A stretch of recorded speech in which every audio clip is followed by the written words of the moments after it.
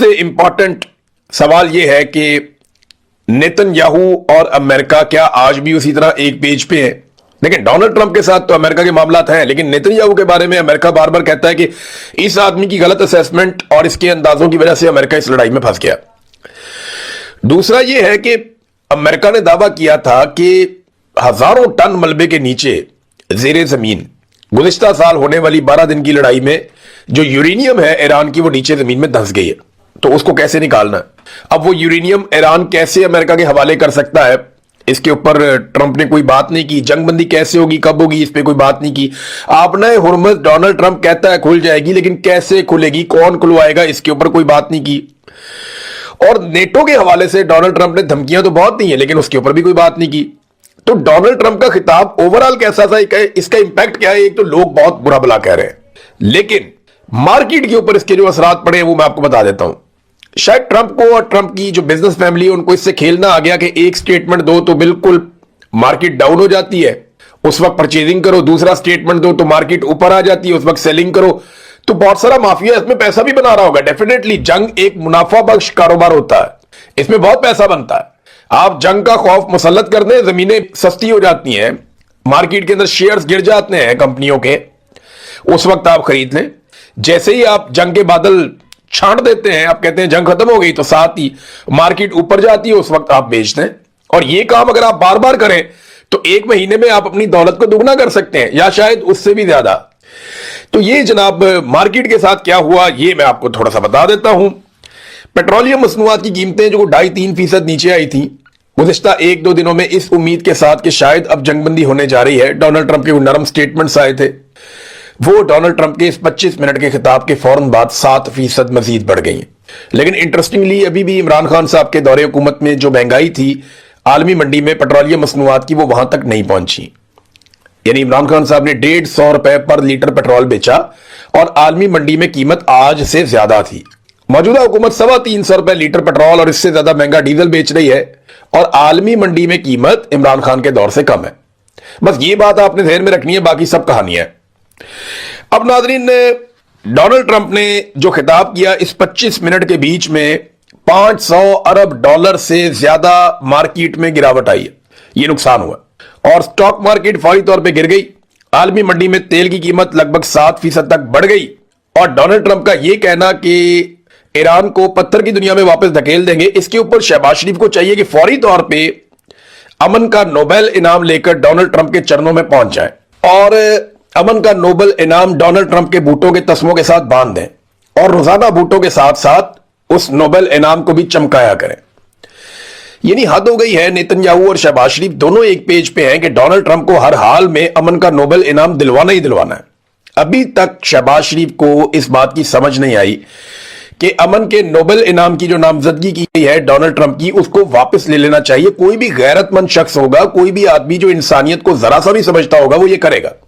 लेकिन शहबाज शरीफ ने कसम खाई है कि इमरान खान ने कहा था ना अर्दली है, तो शहबाज शरीफ उससे आगे बढ़ ही नहीं पा रहे, वो ऐसा नहीं करेंगे, कर भी नहीं पा रहे। नाज़रीन, जिस वक्त ट्रंप अपनी तकरीर में यह दावा कर रहा था कि हमने ईरान को मुकम्मल तौर पे तबाह कर दिया है, उसकी मिलिट्री लीडरशिप फारग हो गई है, उसकी फौजी ताकत खत्म हो गई है, वो मिसाइल नहीं चला सकता, उसकी एयरफोर्स खत्म हो गई है, उसका फिजाई दिफाई निजाम रेडार सब खत्म हो गया है, तो उस वक्त जैसे ही तकरीर खत्म हुई तो ईरानी बटन पे उंगलियां रख के बैठे हुए थे।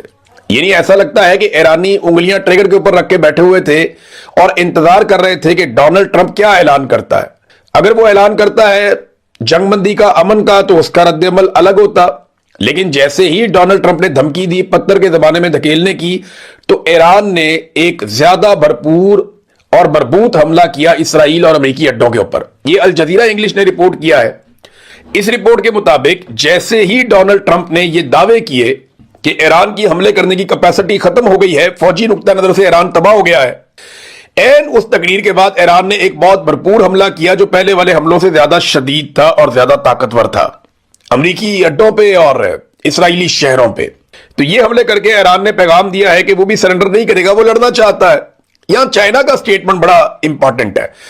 चाइना ने बयान जारी किया कि आबना हुर्मुज़ की बंदिश की वजह यह नहीं है कि ईरान जिम्मेदार है, انہوں نے کہا کہ آبنۂ ہرمز کی بندش کی وجہ غیر قانونی فوجی آپریشن ہے جو کیا جا رہا ہے ایران کے اوپر. بڑا کیٹیگوریکل سٹیٹمنٹ ہے.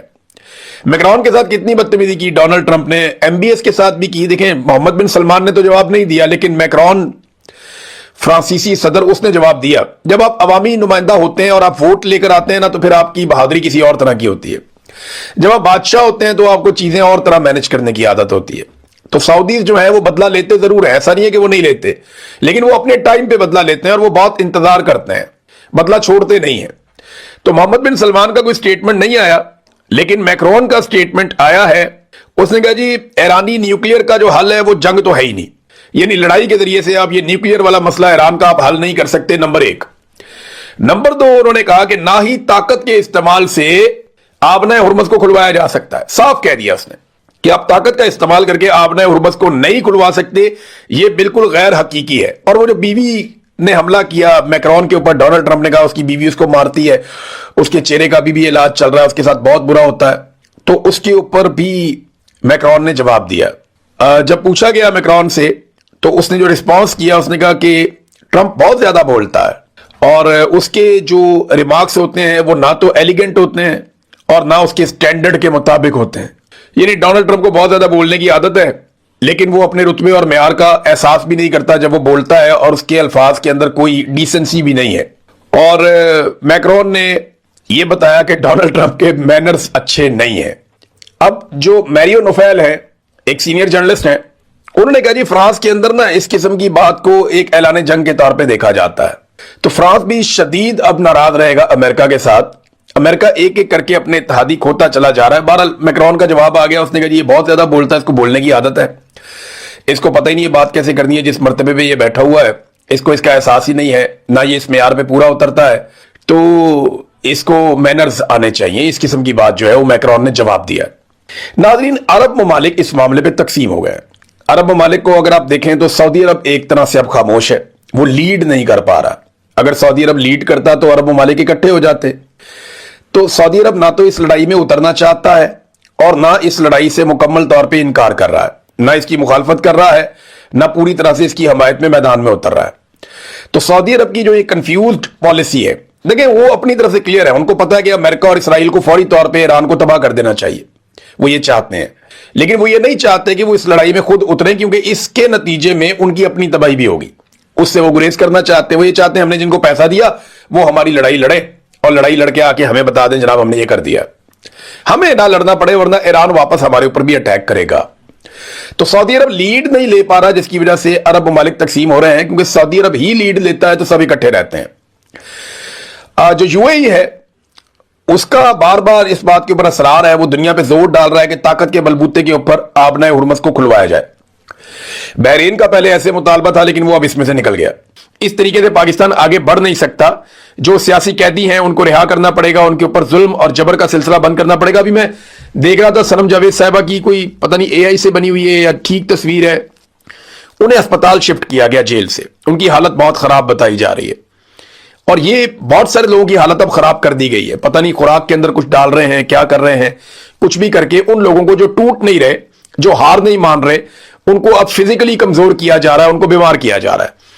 تو وہ ان کے گھر والے بہت تشویش میں تھے, بہت پریشان تھے. میری ایک جرنلسٹ سے بھی بات ہوئی, انہوں نے بتایا جی کہ وہ نکالا تو تھا اسپتال کے لیے, لیکن لے کر نہیں گئے کسی اسپتال میں, کچھ سمجھ نہیں آ رہی, اور پھر انہیں ٹریٹ کر کے یا کچھ انہوں نے بتایا اور پھر انہیں واپس لے کر جیل میں چلے گئے. کچھ لوگ سوشل میڈیا پہ مذاق اڑا رہے تھے اس بات کا. یہ جب بوجھ آپ پہ پڑے گا نا تب آپ کو پتا چلے گا. یہ جو مذاق اڑانے والے ہیں نا, ان کی وابستگی ہو سکتی ہے کسی اور پولیٹیکل پارٹی سے, یا یہ سنم جاوید سے نفرت کر سکتے ہیں, لیکن ایک بات یاد رکھیے گا, جتنا اس نے بوجھ اٹھایا ہے نا, اس کا 10% بھی اٹھانا بہت مشکل ہے. میں سچ بتا رہا ہوں آپ کو, جتنی مار اس فیملی نے کھائی ہے, جتنی انہوں نے تکالیف برداشت کی ہیں, جتنا ان کی فیملی نے تکالیف برداشت کی ہیں, آپ اس کا 10% بھی نہیں کر سکتے, نارمل آدمی نہیں کر سکتا. تو آفرین ہے ان لوگوں پہ جو ڈٹ کر کھڑے ہیں اور جنہوں نے مقابلہ کیا. تو کسی کو تانا دینے سے پہلے یہ ضرور سوچ لیجئے گا کہ باری باری سب کی باری. یہ میں ہمیشہ سے کہتا رہا ہوں, جو صحافی مجھے مار پڑتے ہوئے دیکھ کے ہنس رہے تھے نا, ان کی باری آ گئی. تو باری باری سب کی باری, اور جن کی نہیں آئی نا, ان کی تھوڑے عرصے بعد آ جائے گی. تو اس سلسلے کو روکیں مل کر, تاکہ جو باقی لوگ بچے ہیں وہ ہمیشہ بچے رہیں. بہرحال یہ جناب کشمیر کی صورتحال پہ آتے ہیں. کشمیر میں جوائنٹ عوامی ایکشن کمیٹی نے کہا کہ फील्ड मार्शल के जवाब के तौर पे ये कमर साहब आ गए हैं, शाह साहब, और अब ये हमारे साथ मामला जो है वो हल कर लेंगे, और हम उम्मीद करते हैं कि अब हम लॉन्ग मार्च में नहीं जा रहे तो मामला खुश असलूबी से हल हो जाएगा, हमारे मुतालबात माने जाएंगे। फिर मैंने आपको बताया कि 6 सीटों वाली बात उनसे की गई थी, पीपल्स पार्टी भी बीच में आई थी, तो पीपल्स पार्टी का तो मैं आपको क्लियर कर दूं कि पीपल्स पार्टी के पास कोई मैंडेट नहीं था, वो कुछ कर नहीं सकते थे। फिर अकील मलिक साहब आते हैं टीवी के ऊपर, वो आकर कहते हैं जनाब इसका तो हमारे साथ ताल्लुक ही कोई नहीं है, हमने तो नुमाइंदा बनाया नहीं इनको, ये जो ओवरसीज वाले आ गए हैं कमर साहब, इनका तो ताल्लुक ही कोई नहीं है। फिर मिलिट्री एस्टेब्लिशमेंट ने अपने कुछ करीबी सहाफियों के जरिए से पैगाम भिजवाया और ये सोशल मीडिया के ऊपर उन्होंने ट्वीट करके बताया कि जनाब इनका कोई ताल्लुक नहीं है, फील्ड मार्शल का कोई मैंडेट इनके पास नहीं है। अब ज्वाइंट अवामी एक्शन कमेटी ने इस पे क्या फैसला करना है ये हमें आने वाले वक्त में पता चल जाएगा। इलेक्शन बहुत मुतनाज़े हो गए हैं और पाकिस्तान की सरकार को प्रॉब्लम सिर्फ इसमें सारे में एक है कि किसी तरह ज्वाइंट अवामी एक्शन कमेटी इलेक्शन के बाइकआउट के हवाले से बहुत सख्त मौक़िफ़ ना ले, और वो ये टाइम गुजारना चाहते हैं। बिलावल को उन्होंने हुकूमत बनाकर देनी है, क्योंकि पीएमएलएन को तो पता चल गया वो वहां पे बाहर नहीं निकल सकते, निकल तो बिलावल भी नहीं सकते, लेकिन उन्होंने 5 जलसे रखे हैं और उसके लिए बहुत सख्त सिक्योरिटी का इंतजाम किया गया है और चुन चुन कर बंदे उसके अंदर बिठाए जाएंगे। बाकायदा पुराने बंदे इकट्ठे किए जा रहे हैं और वही बंदे ज्यादातर आपको अलग अलग जलसों में नजर आएंगे।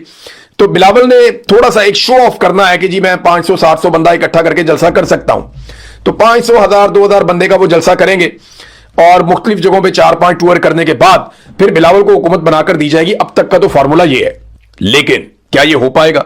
देखिए, अगर बाइकआउट कर देती है खुलकर पूरे वाशगाफ अल्फाज में कि नो राइट्स नो वोट या नो जस्टिस नो वोट, कि आप हमें इंसाफ नहीं दे रहे, हमें हकूक नहीं दे रहे, तो हम वोट भी नहीं दे रहे, अगर ये मूवमेंट चल जाती है और आजाद कश्मीर के लोग वोट डालने के लिए नहीं निकलते तो पूरा का पूरा इलेक्शन जो है वो मुतनाज़े हो जाएगा।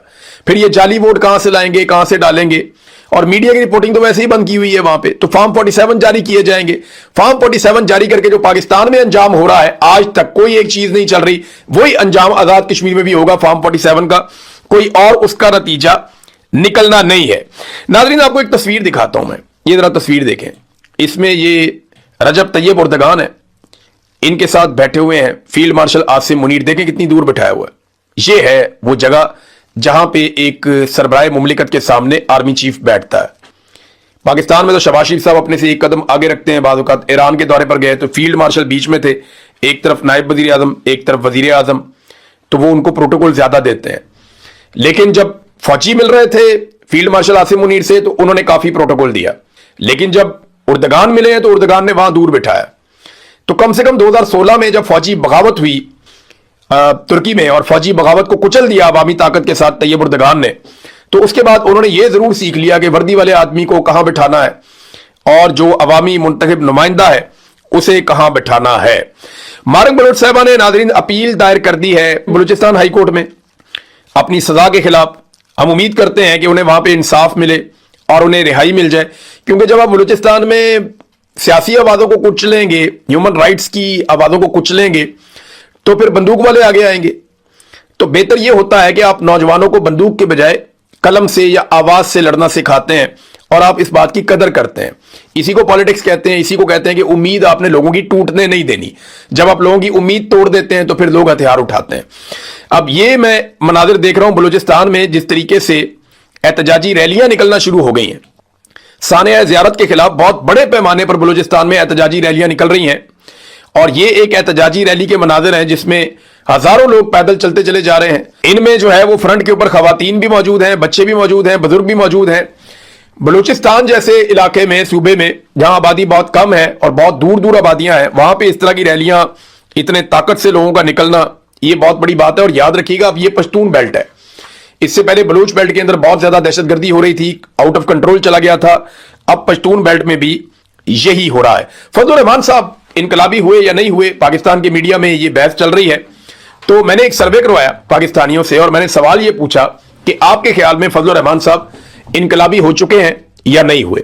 पाकिस्तानी इसके बारे में क्या सोचते हैं। लगभग 10,000 के करीब हमें वोट पड़े हैं, तो 10,000 के करीब वोटों में जो रिजल्ट आया वो मैं आपके सामने रख देता हूं। 89%, 99% पाकिस्तानी ये समझते हैं कि मौलाना फजलुर रहमान साहब इनकलाबी नहीं हो सकते, जबकि 11% ये कहते हैं कि नहीं, फजलुर रहमान साहब इनकलाबी हो सकते हैं। तो ये फजलुर रहमान साहब के सोचने की बात है कि उनकी क्रेडिबिलिटी कितनी लूज हो गई है कि अब अगर वो इनकलाबी बनने की कोशिश भी करते हैं तो कोई मानता नहीं है।